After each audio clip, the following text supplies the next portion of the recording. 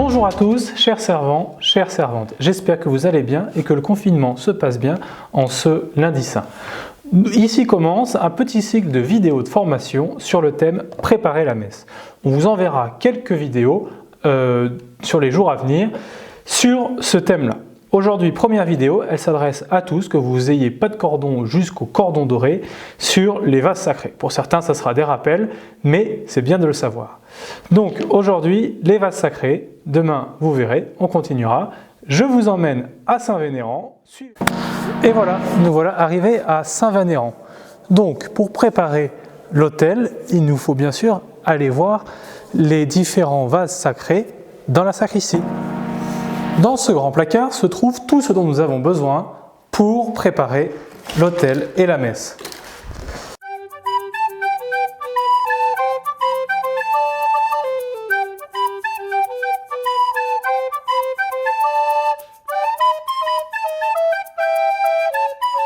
Présentation des différents objets, on va en distinguer trois familles. Première famille, les vases sacrés. Deuxième famille, les linges sacrés. Et troisième famille, un peu les accessoires autour de la messe dont on aura besoin. Dans la première famille, les vases sacrés, le plus important pour célébrer la messe, c'est le calice. Le calice, qui est souvent décoré, ciselé, orné, est l'objet le plus important parce que c'est celui qui va recevoir l'eau et le vin qui deviendront le sang du Christ. Donc sa beauté suggère ce qu'il va recevoir à l'intérieur. C'est pour ça aussi qu'à l'intérieur, il est doré, recouvert d'une fine pellicule dorée.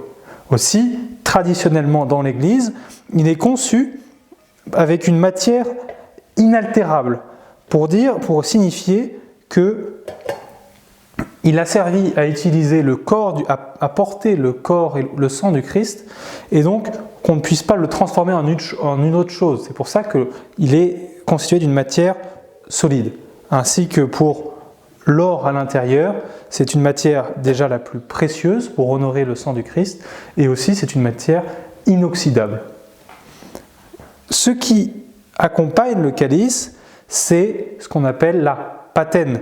La patène, comme le calice, est recouvert d'une fine pellicule dorée pour recevoir, elle, le corps du Christ. La patène est comme une forme de petite assiette qui souvent s'emboîte sur le haut du calice et qui peut aussi être utilisée comme un couvercle. Pour accompagner le calice, généralement, on met ce qu'on appelle un ciboire qui, lui, est destiné à recevoir les hosties pour la communion des fidèles. Pareil que pour ces autres objets, il est recouvert d'or à l'intérieur et on reconnaît le ciboire au fait qu'il est un couvercle avec une croix posée dessus.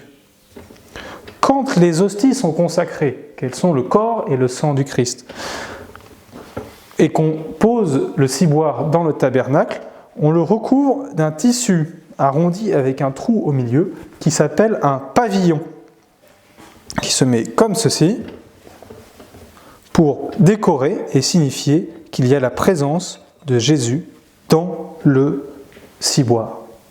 Donc voilà pour les vases sacrés. Merci beaucoup à vous et à demain pour une prochaine vidéo. Merci.